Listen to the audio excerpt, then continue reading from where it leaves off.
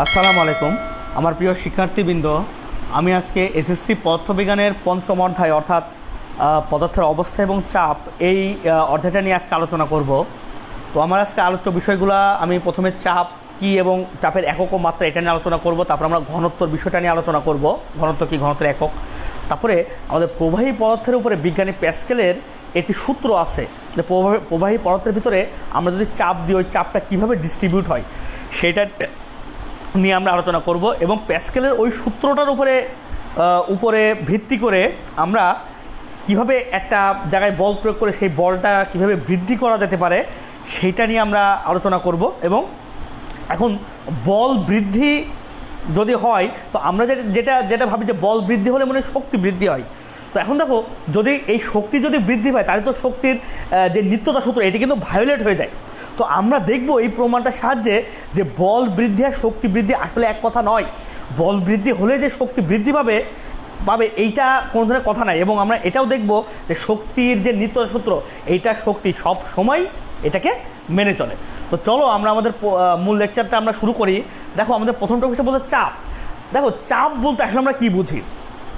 দেখো, পদার্থবিজ্ঞানের ভাষায় বলা হচ্ছে কোনো একটা একক ক্ষেত্রফলের উপরে প্রযুক্ত বলকে চাপ বলা হয়। অর্থাৎ শুধুমাত্র কিন্তু বল না, মানে আমরা দেখো, আমরা ছোটো থেকে জিনিসটা শিখে আসি যে বল প্রয়োগ করার চাপ প্রয়োগ করা মনে হয় একই, আসলে কিন্তু এক না। দেখো, বল জিনিসটা আসলে যে তুমি যে শক্তিটা প্রয়োগ করতেছো এটা কোনো নির্দিষ্ট জায়গার উপরে বিবেচনাই না। তুমি কতটুকু জায়গার উপরে করতেছো এটা না, তুমি মোট কতটুকু করতেছো ওইটা হলো বল। কিন্তু তুমি ওই মোট বলটা কতটুকু জায়গার উপরে প্রয়োগ করতেছো, অর্থাৎ ওই জায়গাটা কতটুকু বলকে লিকেজ করতেছে, অথবা ওই জায়গাটার উপরে কতটুকু বল প্রয়োগ হচ্ছে এইটা হলো, মানে এইটাকে বলা হয় হলো চাপ। অর্থাৎ এখানে কি তুমি কতটুকু স্থান, কতটুকু ক্ষেত্রফল তুমি ব্যবহার করতেছো এইটা কি এইখানে কি গুরুত্বপূর্ণ। তো তাহলে দেখো,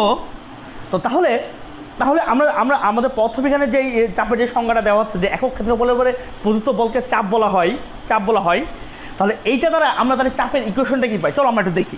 দেখো, ধরো যে এ একটা ক্ষেত্রফল, সাপোজ ধরো এই যে এটার ক্ষেত্রফলটা এই ক্ষেত্রফল দ্বারা এইখানে একটা বল প্রয়োগ করা হলো। তো ওই বলটা ধরো এফ, তাহলে একক ক্ষেত্রফলের উপরে কতটুকু হবে?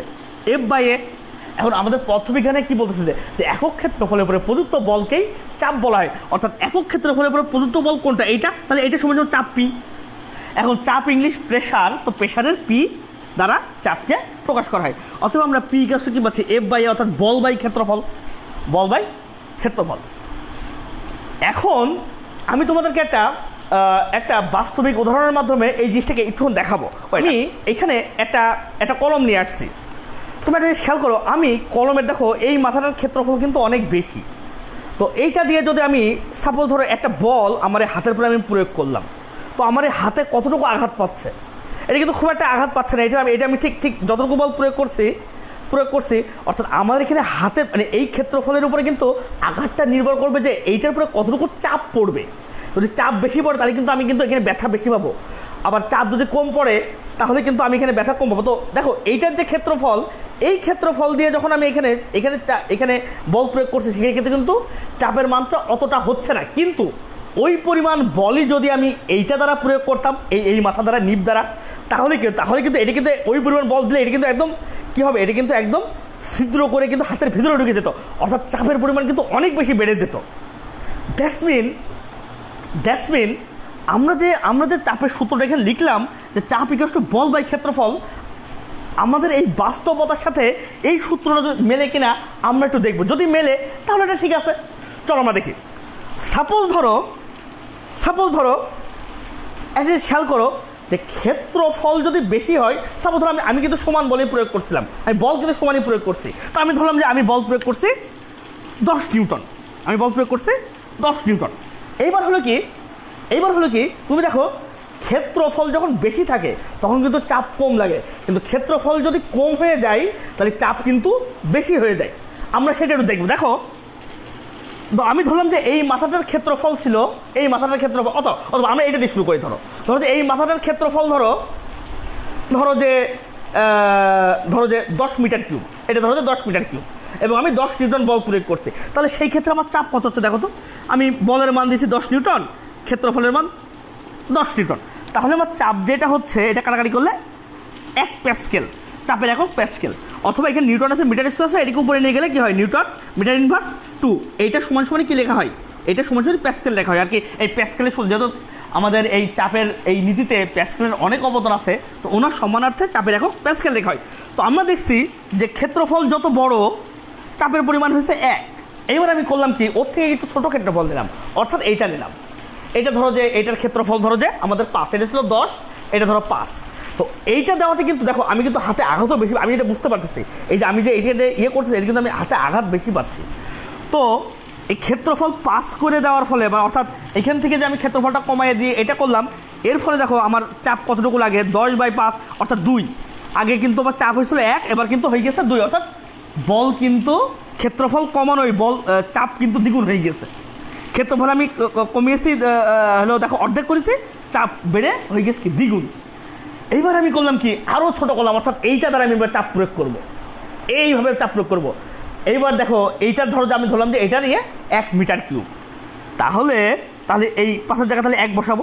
দেখো চাপ কত আসছে, দেখো 10 প্যাসকেল চাপ আসতেছে।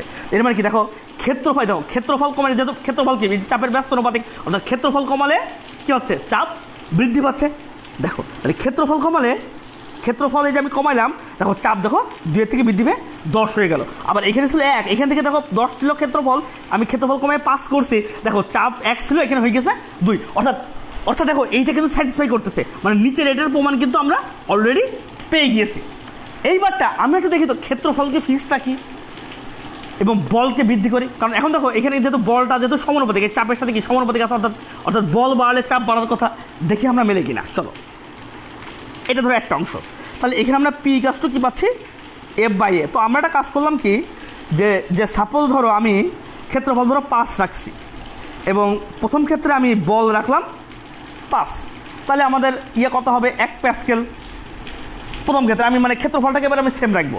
এরপর আমি করলাম কি, ক্ষেত্রফলটাকে আমি রাখলাম একটু বাড়াই দিলাম, ক্ষেত্রফল ইয়েটাকে বলটাকে ক্ষেত্রফল সেম রাখবো, বলকে বাড়াই দিছি। দেখো আমি এই যে দেখো বলকে আমি বাড়াই দিছি, এই ছিল 5, এখানে করেছি 10, ক্ষেত্রফল 5 ছিল, এখানে 5 রাখছি, ক্ষেত্রফল সেম রাখছি।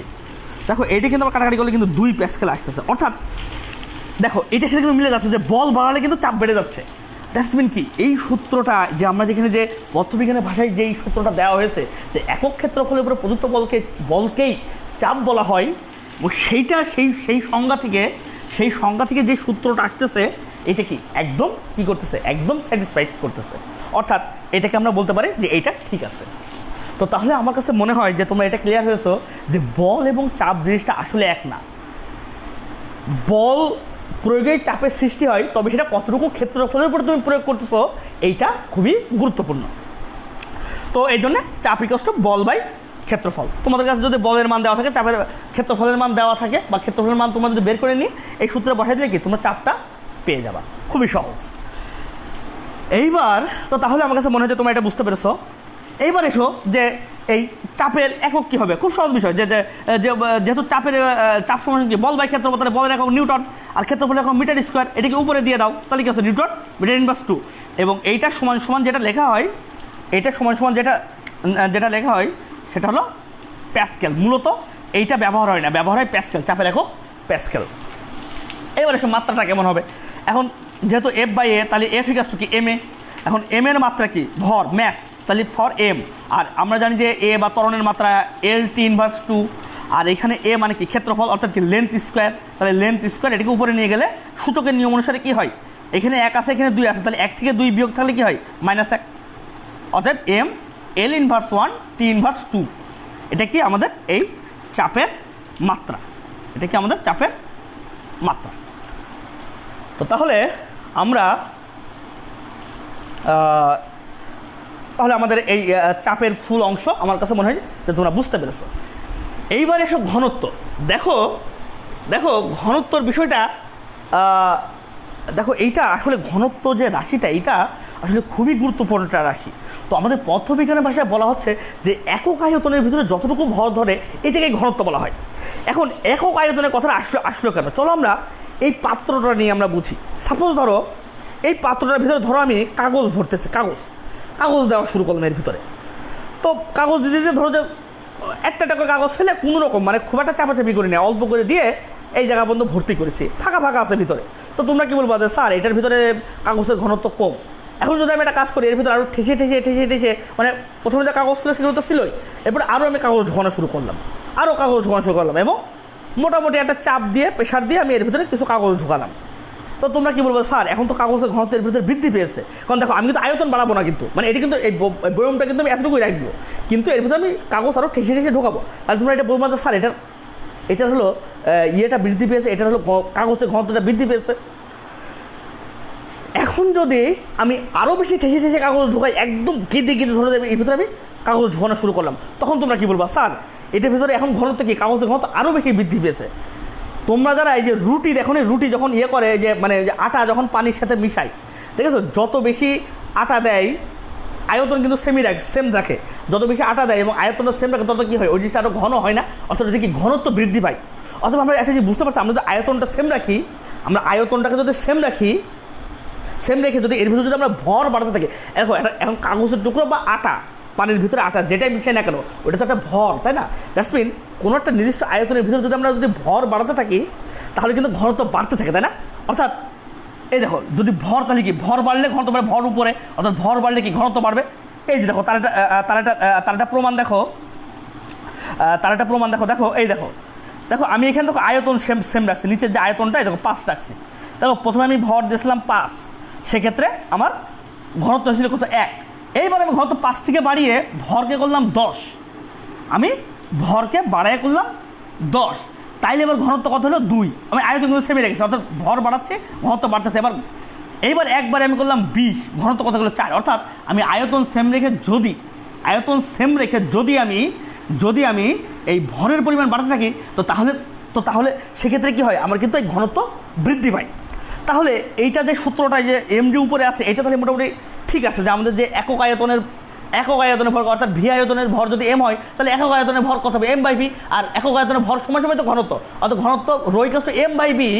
এই এম এর সাথে যে ঘনত্বের সম্পর্ক আমরা এই উদাহরণগুলো থেকে আমরা বললাম যে না ঠিক আছে, আমরা একটি যাচাই করছি না পদার্থবিজ্ঞান যেই সংজ্ঞাটা দিয়েছে সেই সংজ্ঞাটা সঠিক কিনা। এইবার তোমরা একটা জিনিস খেয়াল করো, আমি ধরো যে এর ভিতরে ধরো যে সে গাদাগাদি মানে আমি ধরো যে প্রথমে যে কাগজগুলো ছিল ওটাকে গাদাগাদি করে যে অল্পটা কাগজ দিছিলাম, এর ফলে তোমার যে যতটুকু তোমার ইয়ে হয়েছিল, ওই যে তোমার যতটুকু সাপোজ অনেক বেশি ঘন হয়ে গেল, আমি অনেক গাদাগাদি করে ঢুকিয়েছি। এবার আমি করলাম কি এই বয়ামটাকে আর একটু বড় করলাম, কী করলাম এটাকে ধরো এখানে আর একটু মুখ লাগিয়ে আর একটু আয়তনটাকে বড় করলাম। অথবা ধরো যে ওই পরিমাণ কাগজই ধরো যে ওই কাগজগুলো এইরকম একটা বড় আয়তনের ভিতরে ঢুকালাম। এইবার তোমরা কি বলবো স্যার এখন তো এর যে আয়তন সেটার তুলনায় কি এখন কি ওই কাগজগুলোকে কি অনেক বেশি ঘন মনে হবে? দেখো ওই কাগজের ঘনত্ব কিন্তু এবার দেখো ওইখান থেকে যেমন এটা ছিল ছোটো, ওই পরিমাণ কাগজ এখানে যে কাগজ ছিল গাদাগাদি করে অনেক ঘন কাগজ, সেটাকে যদি এর ভিতর দিয়ে দিই এবার কিন্তু কাগজের ঘনত্ব কিন্তু কমে যায়, অর্থাৎ অতটা ঠাসাঠাসি করে কিন্তু কাগজের ভিতরে রাখা লাগবে না। দ্যাটস মিন এবার কিন্তু কাগজের ঘনত্ব কমে যাচ্ছে, অর্থাৎ আমরা যেই আয়তন বাড়াচ্ছি অর্থাৎ ভরকে আমরা সেম রাখলাম, মানে ভর বাড়ালাম না কিন্তু আয়তন বাড়াই দিলাম, তাহলে কি হবে ঘনত্ব তাহলে কমে যাবে। আবার যদি জিনিসটা যদি এমন করতাম যে এইটা ধরো সে গাদাগাদি করে তো আসেই, আমি করলাম কি আরও বেশি আয়তন কমাই দিলাম, তাহলে কি এখন এতগুলোর ভিতরে যতগুলো কাগজ ছিল এখন ধরো যে এইটুকুর ভিতরে থাকতে হবে, তাহলে কি আরও বেশি ঘন হয়ে যাবে না কাগজ? দ্যাটস মিন আয়তনটা যদি আমি কমাই দিই তাহলে কিন্তু ঘনত্ব কিন্তু বৃদ্ধি পাচ্ছে, আবার আয়তন যদি বৃদ্ধি করি তাহলে কিন্তু ঘনত্ব কমে যাচ্ছে। তো চলো আমরা দেখি তো এটা আমাদের আসলে মেলে কিনা। যেমন দেখো এখানে সাপোজ ধরো আমি ভর সেম রাখছি, দেখো 10 কেজি রাখছে, কিন্তু আয়তন ছিল প্রথমে 10, এবার করে দিচ্ছি 5, অর্থাৎ আয়তন কমাই দিছি। দেখো প্রথমে ঘনত্ব ছিল 1, আয়তন কমিয়ে যে 5 করে সে ঘনত্ব হয়ে গেছে 2, মানে দ্বিগুণ হয়ে গেছে। তখন আমি এটাকে যখন আরও কমাই যখন 1 করে দিলাম আয়তন, আমি কিন্তু ভর সেম রাখছি, আয়তন কমাই দিচ্ছি, আয়তন যত কমাচ্ছে তত কিন্তু ঘনত্ব বেড়ে যাচ্ছে। অর্থাৎ দেখো এই ভি কি ব্যস্তানুপাতিক না, অর্থাৎ ভি নিচে আসছে, তাহলে এইটাকে যদি আমি যত কমাবো তত বেশি এই ঘনত্বের মান বাড়বে। তো দেখো তাহলে কিন্তু আমাদের পদার্থবিজ্ঞানের মাধ্যমে আমরা যে সংজ্ঞাটা পেয়েছি আমরা কিন্তু সেটাকে আমরা সঠিকভাবেই দেখলাম আর কি, অর্থাৎ এই সম্পর্কটা একদম সঠিক। এবং ঘনত্বের যে সংজ্ঞাটা দেওয়া হয়েছে অর্থাৎ একক আয়তনের ভরকে ঘনত্ব বলা হয়, এটা একদম সঠিক। তো তাহলে আমরা বুঝলাম যে যেমন চাপ এখানে দুইটা জিনিসের উপর ডিপেন্ড করে, একটা বল একটা ক্ষেত্রফল, সেমন ঘনত্ব কিসের উপরে, ভর এবং আয়তনের উপরে ডিপেন্ড করে। তাহলে এখন এই ঘনত্বর এই চিহ্নটাকে কি বলা হয় বলতো? এইটাকে বলা হলো রো। এটাকে লেখে কীভাবে আমি তোমাদেরকে দেখাই, দেখো এইভাবে করে লেখে এটাকে, এই যে এইভাবে ধরবা দিয়ে এইভাবে গোল করে, পি হবে না কিন্তু, এটা কিন্তু পি না, এই ধরে এই জাস্ট একটা গোল, মানে মাথাটা জাস্ট গোল হবে। তো এটাকে বলা হলো রো। এটি একটি গ্রিক অক্ষর, এটাকে বলা হলো রো। তো রো দ্বারা প্রকাশ করা হয়। এখন দেখো তাহলে এটার একক কী হবে? সোজা কথা, উপরে কি কেজি, নিচে মিটার কিউব। তাহলে এই যে আমি লিখছি দেখো, উপরে কেজি নিচে মিটার কিউব, তাহলে মিটার কিউব যদি উপরে তুলে দিই তাহলে কেজি মিটার ইনভার্স 3। এটা কি ঘনত্বের একক। মাত্রা কি হবে? সোজা কথা, যেহেতু এটা ভর, এই যে এম কি ভর, তাহলে ভরের ইংলিশ কি ম্যাস এম, আর এটা কি আয়তন, আয়তন কি এল কিউব, তাহলে এল কে যদি উপরে নিয়ে যায় তাহলে কি এম এল ইনভার্স 3। এটা কি আমাদের এই ঘনত্বের মাত্রা। তো তাহলে আমার প্রিয় শিক্ষার্থীবৃন্দ, আমার যেটা মনে হয় যে তোমরা এই দুইটা বিষয় খুব ভালো মতো আমি উদাহরণ সহ তোমাদেরকে আমি বোঝাতে পেরেছি এবং তোমরা খুব ভালো মতো এটা বুঝতে পেরেছো।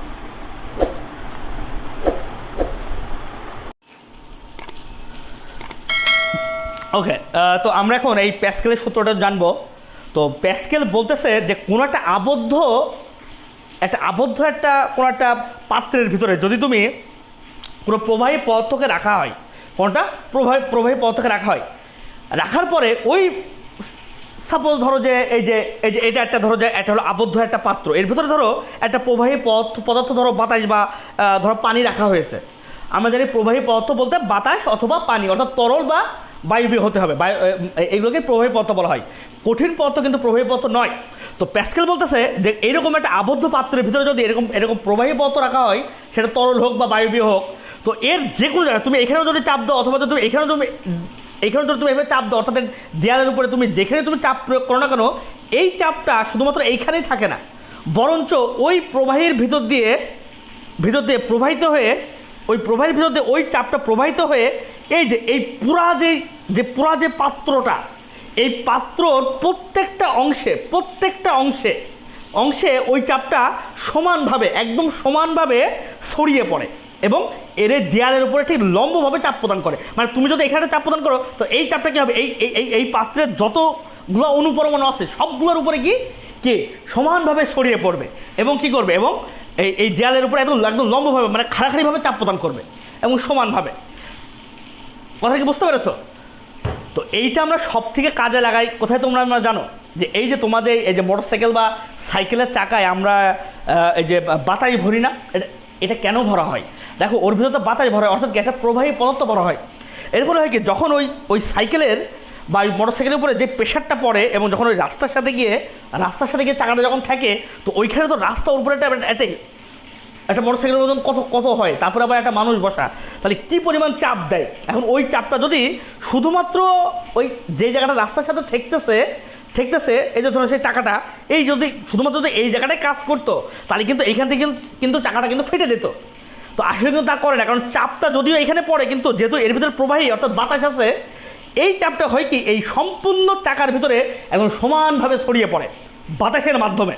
এই প্যাসকেলের সূত্র অনুসারে যে একটা আবদ্ধ পাত্রে এই যে এই চাকার ভিতরে টিউবটা আবদ্ধ অবস্থায় থাকে, তো এই আবদ্ধ পাত্রের উপরে যে চাপটা এখানে পড়ে, ওই চাপটা কি হয় কি এই পুরো চাকার ভিতরে কি সমানভাবে ছড়িয়ে পড়ে। তো এইটাই হলো এই প্যাসকেলের নীতি বা প্যাসকেলের সূত্র। তো তাহলে আমার কাছে মনে হয় যে তোমার প্যাসকেলের সূত্রটা একদম বুঝতে পেরেছো। তো এখন আমরা এই প্যাসকেলের সূত্রটাকে কাজে লাগিয়ে আমরা এই প্যাসকেলের বল বৃদ্ধিকরণ যে নীতিটা, এইটা আমরা একটু দেখব। দেখো এখন চলো আমরা এইটার একটা খুব মজার একটা উদাহরণ দেখি। তোমরা কি কখনো দেখেছো যে 10 চাকার ট্রাকগুলো দেখেছো না? এই ট্রাকগুলো কত বড় বড় হয়, তাই না? কখনো এই ট্রাকগুলোকে দেখেছো যে যখন চাকা পাল্টানো হয় বা কোনো কাজ করা হয়, তোমরা দেখবে একটা লাল একটা, এটিকে ওরা বলে জগ বলে, আসলে এটা সম্ভবত জ্যাক, এটা নাম সম্ভবত জ্যাক, তো ওরা বলে জগ। তো এইটা হয় করে কি মিস্ত্রিরা ওই দেখবা যে ওই চাকার নিচে দিয়ে দেয় বা ট্রাকের নিচে দিয়ে দেয়, দিয়ে এই এতটুকু একটা ধরো যে জগ, এইটা কি অত বিশাল একটা ট্রাককে ওরা কি করে দেখবা যে এইভাবে পাম্প করে। এর ফলে হয় কি, মানে এইখানে ধরো পাম্প করতে স্যার, এইখান থেকে দেখবা জগের মাথা থেকে আস্তে আস্তে একটা একটা কি যেন একটা ওঠে, উঠতে ট্রাকটাকে বন্ধু উঁচু করে ফেলে, মানে অত বড় ট্রাককেও সেটা উঁচু করে ফেলতেছে। তো তাহলে তোমরা একটা জিনিস খেয়াল করো, এইখানে যে এখন এত বড় ট্রাককে উঁচু করার মতো বল কি কোনো মানুষের আছে? তো ওই যন্ত্রটা করতেছে কিভাবে করতেছে?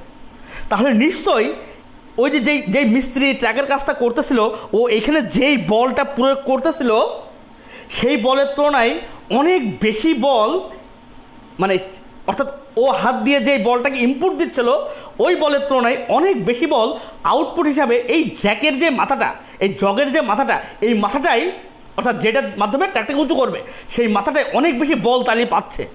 দ্যাটস মিন বল কিন্তু বৃদ্ধি হচ্ছে, মানে এইখানে যে বল দেওয়া হচ্ছে তার থেকে অনেক বেশি বল এখানে আউটপুটে পাওয়া যাচ্ছে, মানে ইনপুটের থেকে আউটপুটে বল বেশি পাওয়া যাচ্ছে। দ্যাটস মিন এখানে কিন্তু বলের বৃদ্ধিকরণ হচ্ছে। তো এইটাকে বলা হয় প্যাসকেলের বল বৃদ্ধিকরণ নীতি। তো আমরা এখন দেখব যে এই বল বৃদ্ধিটা হয় কিভাবে। তো চলো আমি এই অংশে এই যে এই সাইডের অংশে আমি এই প্যাসকেলের বল বৃদ্ধিকরণ নীতিটাকেই আলোচনা করেছি। দেখো এইটা ধরো দুইটা পিস্টন, এইখানে ধরো যে এটা ধরো সেই জগের সেই প্রান্ত, অর্থাৎ যে প্রান্তটাতে ওই মিস্ত্রি এইভাবে করে কি করে পাম্প করে, এটা ধরো সেই প্রান্ত। তো এর মাঝখানে ধরো যে এরকম লিকুইড আছে, লিকুইড মানে যে কোনো ধরনের তরল পদার্থ আছে। তো এইটার ক্ষেত্রফল ছোট, এইটার ক্ষেত্রফল বড়। তো এইখানে ধরো ওই মিস্ত্রি এই হাত দিয়ে একটা ছোট বল, এই বলটা কিন্তু ছোট, এই বলটা কিন্তু অবশ্যই ছোট, এই বলটা F1 একটা বল এই পিস্টনের উপর এভাবে প্রয়োগ করলো, এইখানে প্রয়োগ করলো। তো যদি এইখানে যদি এই বল প্রয়োগ করে আর এটার ক্ষেত্রফল যেহেতু এটুকুর ক্ষেত্রফল যেহেতু A1, তাহলে এবার চাপ কত হবে? আমরা জানি চাপ P1 = কি হবে, এফ মানে বল বাই ক্ষেত্রফল, অর্থাৎ এইটার উপরে F1 বল বাই এটার ক্ষেত্রফল A1। এই জায়গায় যেই চাপটার অর্থাৎ P1 যে চাপটা সৃষ্টি হবে সেটা সমান সমান এইটা। এইবার এইটা তো প্রবাহী, যেহেতু তরল এটা তাহলে প্রবাহী, তাহলে কি হবে? এইখানে যে চাপ সৃষ্টি হবে এই পুরা চাপটা প্রবাহের ভিতর দিয়ে গিয়ে নিশ্চয় ঠিক এইখানেও ঠিক সেই সমান চাপ P1ই এইখানে গিয়ে ক্রিয়েট হবে।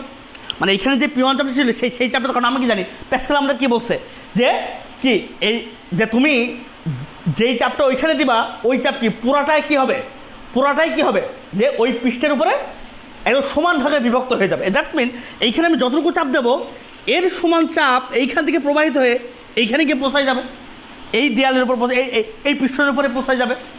দ্যাটস মিন এইখানকার P1 আর এখানে যদি চাপটাকে আমরা P2 ধরি, সেই P1 আর P2 তাহলে সমান হবে। তো এইটার ক্ষেত্রফল A1 এবং এটার পরে আমরা ধরলাম যে এটার পরে বল প্রদত্ত হচ্ছে F2, তাহলে P2 কি হবে? F2/A2, এই P2-র উপরে এই মানে এই বড় পিস্টনটার উপরে এই চাপ হবে, চাপ যদি আমরা P2 ধরি তাহলে P2 কি হবে? F2/A2 হবে। এখন এইখানকার চাপ আর এইখানকার চাপ তো সমান, ডেফিনেটলি সমান হবে, কারণ আমাদের প্যাসকেল তাই বলতেছে যে তুমি এখানে যে চাপ দিবা এটা যদি প্রবাহী পদার্থ হয় ঠিক সমান চাপ গিয়ে কি এখানে প্রদত্ত হবে। তো তাই হয়েছে, তাহলে আমরা জানি যে এই P1 সমান P2।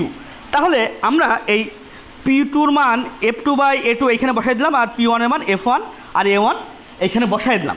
এবার খেয়াল করো এই A1-কে আর গুণ করে, ধরো এই যে A1-কে এখানে আর গুণ করে দিচ্ছে, জাস্ট আর কিচ্ছু না, জাস্ট A1-কে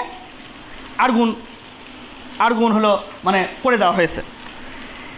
এইবার তোমরা একটা জিনিস খেয়াল করো, একটা জিনিস খেয়াল করো। তাহলে এখন দেখো, এখন এইটা দেখে বোঝা যাচ্ছে না যে আমি বল বৃদ্ধি করেছি কিনা। চলো আমরা একটা উদাহরণের মাধ্যমে দেখি। সাপোজ ধরো আমি এই যে F1-এ ধরো যে আমি এখানে এই 10 নিউটন বল, অর্থাৎ F1 = 10 নিউটন, এই 10 নিউটন বল আমি এই F1-এ অর্থাৎ এই সূত্র অনুসারে এই F1-এ ধরো যে আমি এই জায়গাটায় আমি 10 নিউটন বল এই জায়গাটায় আমি প্রয়োগ করছিলাম, এখানে আমি 10 নিউটন বল এই যে প্রয়োগ করছিলাম। আর এইটুকুর ক্ষেত্রফল অর্থাৎ A1 সমান আমি ধরলাম যে 10 মিটার স্কোয়ার, অর্থাৎ এইটুকুর ক্ষেত্রফল সমান কত? 10 মিটার স্কোয়ার ধরলাম। তো আমি এখানে এই যে 10 বসালাম। এখন এই মুখটার ক্ষেত্রফল অর্থাৎ এটুর ক্ষেত্রফল ধরো যে 100 মিটার স্কোয়ার, এই 1000 মিটার স্কোয়ার এইটার ক্ষেত্রফল। তো তাহলে আমরা এইখানে বল কত পাবো, অর্থাৎ এইখানে বলটা কত? দেখো F2-র মান কত আসছে, দেখো এটা ক্যালকুলেশন করার পরে 1000 নিউটন আসতেছে। অর্থাৎ এখানে তুমি দিছিলে মাত্র 10 নিউটন, তুমি এখানে আউটপুটে কত পেলে? এই দেখো 1000 নিউটন। অর্থাৎ কি তোমার কি বল বৃদ্ধি হলো না? এই জন্যে এটাকে বলা হচ্ছে যে প্যাসকেলের এটাকে কি বলা হয়, বল বৃদ্ধিকরণ নীতি। ওকে, তো তাহলে আমার কাছে মনে হয় যে প্যাসকেলের এই বল বৃদ্ধিকরণ নীতিটা তোমরা একদম ক্লিয়ারলি বুঝতে পেরেছো। এবার দেখো এইটা কি মনে হচ্ছে না, চলো আমরা সেই জগের কাছে যাই, যে আমি জগের এই যে পাম্পটাতে আমি কম শক্তি দিচ্ছিলাম বা ওই মিস্ত্রি কম শক্তি দিচ্ছিল, কিন্তু জগের যেই আউটপুটে ওখানে উনি অনেক বেশি শক্তি পাচ্ছিল, এইটা মনে হচ্ছে না। তাহলে কি জগটা কি শক্তি তৈরি করতেছে? আমরা শক্তির নিত্যতা সূত্র থেকে কি জানি, কোনো সিস্টেম বা এই মহাবিশ্বে আর কখনোই কি নতুন করে শক্তি তৈরি হয় না, সেখানে জগ তো দূরের কথা। তাহলে সেখানে জগ তো দূরের কথা, দ্যাটস মিন এইখানে তাহলে কিন্তু আমাদের কাছে তো মনে হচ্ছে শক্তি তৈরি হচ্ছে। দেখো বল আর শক্তি কি একই জিনিস? হ্যাঁ, এখানে বল বৃদ্ধি পাচ্ছে, কিন্তু আমরা এখন এই জিনিসটাই দেখব যে না, শক্তি কিন্তু বৃদ্ধি পাচ্ছে না। শক্তি কিন্তু তুমি এখানে যতটুকু দিছিলে এই প্রথম পিস্টনে, এই দ্বিতীয় পিস্টনে বল বৃদ্ধি পেলেও শক্তি সেই তাই আছে, শক্তি সে আগের সমানই আছে। সেটাই আমরা এই প্রমাণটা থেকে দেখব। এখন একটা জিনিস খেয়াল করো, আমরা কি জানি যে শক্তি সমান সমান কত, কৃত কাজের সমান। তো এই পিস্টনের উপর আমি কাজ করেছি কতটুকু, ধরো যে পিস্টনটা ছিল এই জায়গাটায়, আমি বল প্রয়োগ করেছি, ফলে এতটুকু সরণ হয়েছে, তাহলে পিস্টনের সরণ কত L1, আর বল প্রয়োগ করেছি কত F1, তাহলে পিস্টন কর্তৃক কৃত কাজ W1 কত হবে, বল ইন্টু সরণ, অর্থাৎ F1 ইন্টু L1। এটা কি এই পিস্টন কর্তৃক কৃত কাজ। এইবার এই যে এই পিস্টনটা এখান থেকে যে এই বলটা এসে যে এখানে চাপ দিল, এর ফলে ধরো এইখানে ধরো এই পূর্বে এই F2 পিস্টনটা অথবা এই A2 পিস্টনটা ধরো যে এই জায়গায় ছিল, এখান থেকে উঠে এই জায়গায় গিয়েছে, অর্থাৎ এটা সরণ হয়েছে L2। তাহলে এই A2 পিস্টনটা মানে কাজ করলো কতটুকু, তাহলে A2 পিস্টনের উপর প্রযুক্ত বল ইন্টু সরণ, তাহলে বল কত F2, আর এটা সরণ হয়েছে কত, এই যে L2 পরিমাণ সরণ হয়েছে, তাহলে এটুকু পরিমাণ কাজ করেছে।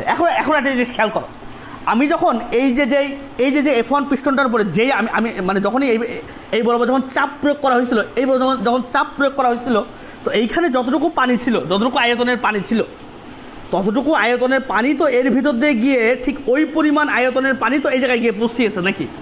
দ্যাটস মিন এই ছোটো পিস্টনটা যতটুকু আয়তন অতিক্রম করতেছে, এইখানে যেহেতু অতটুকু পানি গিয়ে এখানে চাপ দেবে, অর্থাৎ এই বড় পিস্টনটা কি অতটুকু আয়তনই, অর্থাৎ এখান থেকে এতটুকু যে গেল সে ততটুকু আয়তনই অতিক্রম করবে। মানে আয়তন তো আর বেশি, কারণ এখানে যতটুকু আয়তন পানি অবসান করেছে, কিন্তু সেইটুকু আয়তনের পানি পৌঁছেছে, তো এখানে তো বেশি আয়তন অতিক্রমের কোনো কারণ নাই, তাই না? তো তাহলে এইখানে যতটুকু আয়তন এইখানে অপসারণ হলো, এখানে কি হবে, ঠিক ততটুকু আয়তনই, মানে এইটুকু এখানে যতটুকু আয়তন নিচে নামলো, এখানে কি হবে, ঠিক ততটুকু আয়তনই নিশ্চিত আয়তনই তাহলে উপরের দিকে উঠবে এইখানে। এখন তাহলে ততটুকু আয়তন যদি উপরের দিকে ওঠে, তাহলে কি এই আয়তনটুকু আর এই যে এই আয়তনটুকু, তাহলে এই আয়তনটুকু কী হবে, পরস্পর সমান হবে, অর্থাৎ এই প্রথম পিস্টনের অতিক্রান্ত আয়তন আর দ্বিতীয় পিস্টনের অতিক্রান্ত আয়তন এটা তাহলে সমান হবে। এখন আয়তন সমান আমরা কি জানি, দৈর্ঘ্য ইন্টু ক্ষেত্রফল। তাহলে প্রথম পিস্টনের হলো মানে অতিক্রান্ত দৈর্ঘ্য কতটুকু ছিল L1, এবং এই প্রথম পিস্টনের এই যে প্রস্থচ্ছেদের ক্ষেত্রফল সেটা কি A1, অর্থাৎ L1 ইন্টু A1, এই আয়তন সমান, আর V1 V2 কী হবে, তাহলে এই V2 ক্ষেত্রফল আর V2 অতিক্রান্ত দূরত্ব কতটুকু L2, অর্থাৎ A2 ইন্টু L2। এইখান থেকে আমরা এই A2টাকে আর গুণ করে এর তলায় আমরা নিয়ে এসেছি, A2টাকে আর গুণ করে এর তলায় আমরা নিয়ে এসেছি, অর্থাৎ এই যে L2 আমরা এটা পেয়েছি। এইবার আমরা এই বড় পিস্টন কতটুকু কাজ করলো এইটা আমরা দেখব। এখন এই বড় পিস্টনের কৃত কাজ আর এই ছোটো পিস্টনের কৃত কাজ যদি সমান হয়, তাহলে নিশ্চয়ই এইখানে যতটুকু শক্তি ব্যয় হয়েছে এইখানে ততটুকু শক্তি পাওয়া গিয়েছে। যদি কাজ সমান হয়, আমরা জানি কৃত কাজ সমান তো শক্তি, তাই না? তো চলো আমরা দেখি। এখন ছোটো পিস্টনের কাজ কিন্তু F1 L1, আর বড় পিস্টনের কাজ হলো F2 L2। তো আমরা যেটা করলাম, এখানে F2-র যে মানটা, অর্থাৎ বল বৃদ্ধিকরণের মাধ্যমে যে আমাদের যেই বৃদ্ধিকৃত বল বল F2 যেটা পাই আমরা, ওইটা আমরা এখানে বসাই দিয়েছি, এই যে F2-র জায়গায় এটা বসাই দিয়েছি, আর L2-র জায়গায় যে এখানে যেটা পাইছি L2-র মানটা এখানে বসাই দিয়েছি। দিয়ে দেখো A2 A1 কাটাকাটি চলে যাচ্ছে, A2 কাটাকাটি চলে যাচ্ছে, থাকছে কি F1 আর L1। এখন F1 আর L1 সমান কি W1 না, অর্থাৎ আগের কাজ, পূর্বের কাজ। তাহলে আমরা এই F1 L1 সমান কি আমরা W লিখতে পারি। এখন W মানে কি সেই ব্যয়কৃত শক্তি, তাহলে অতএব পূর্বের শক্তি এবং এই পূর্বের শক্তি এবং আগের শক্তি কি পরস্পরের সমান, অর্থাৎ কি এখানে কি কোনো ধরনের নতুন শক্তি সৃষ্টিও হচ্ছে না, ধ্বংসও হচ্ছে না। শক্তি প্রথমে যেটা দেওয়া হয়েছিল সেইটাই কি, প্রথমে যেটা দেওয়া হয়েছিল সেটাই কি আউটপুটে সেই পরিমাণ শক্তিই থাকতেছে। অর্থাৎ শক্তির কি এখানে নিত্যতা সূত্র কখনোই ভায়োলেট হবে না। তো তাহলে আমার প্রিয় শিক্ষার্থীবৃন্দ, আমার মনে হয় আজকের যে লেকচারটা তোমরা খুব ভালো মতো বুঝতে পেরেছো। আমি আজকে খুবই গুরুত্বপূর্ণ কয়েকটা টপিকস, আমাদের চাপ, ঘনত্ব, প্যাসকেলের সূত্র এবং প্যাসকেলের বল বৃদ্ধিকরণ নীতি এবং বল বৃদ্ধি সত্ত্বেও মানে আমরা এটা দ্বারা আরও একটা জিনিস বুঝতে পারলাম যে বল আর শক্তি এক জিনিস নাই। শক্তি কী জিনিস? বল এবং স্মরণের গুণফল, নট শক্তি সমান সমান বল। বল এবং স্মরণকে গুণ করলে কৃতকাজ পাওয়া যায়, আর কৃতকাজ সমান সমান কি শক্তি। এটা আমি গত লেকচারেও বলেছি তোমাদেরকে, মানে আমরা আমাদের চতুর্থ অধ্যায়ের লেকচারে কিন্তু এই জিনিসটা ছিল। তো তাহলে আমার মনে হয় যে আজকের এই গুরুত্বপূর্ণ লেকচারটা তোমরা খুব ভালো মতো বুঝতে পেরেছো। তোমরা লেকচারটা সম্পূর্ণ না টেনে দেখো, তাহলে তোমরা পদার্থবিজ্ঞানের অনেক মূলনীতি সম্পর্কে অনেক ভালো ধারণা লাভ করতে পারবা। বিষয়গুলো একটু জটিল, আমি চেষ্টা করেছি যে যতটুকু সহজভাবে এবং অ্যাকচুয়াল পদার্থবিজ্ঞান দিয়ে বাস্তবতার উদাহরণের সাহায্যে তোমাদেরকে বোঝানো। তো আজকে তোমাদের সাথে এই পর্যন্তই। তোমরা আমি এরপরে এই অধ্যায়ের বাদবাকি লেকচারটা সম্ভবত আরও দুইটা বা তিনটা লেকচার লাগবে। আমি চেষ্টা করবো আর দুইটা লেকচারে শেষ করে দেওয়ার। তাহলে এবং এরপরে ষষ্ঠ, সপ্তম, অষ্টম অর্থাৎ আমাদের 14 অধ্যায় পর্যন্ত আমি পদার্থবিজ্ঞানের সবগুলো লেকচারই এখানে আপলোড করব। এবং এরপরে এই পদার্থবিজ্ঞানের পরে আবার আমি উচ্চতর গণিতের আপলোড করব। তো তোমরা আমার চ্যানেলটাকে অবশ্যই সাবস্ক্রাইব করো, ইনশাআল্লাহ তোমরা অনেক বেশি উপকৃত হবা আমার এই চ্যানেল থেকে। তো ঠিক আছে, সবাই ভালো থাকো। আজকে এ পর্যন্তই। আসসালামু আলাইকুম।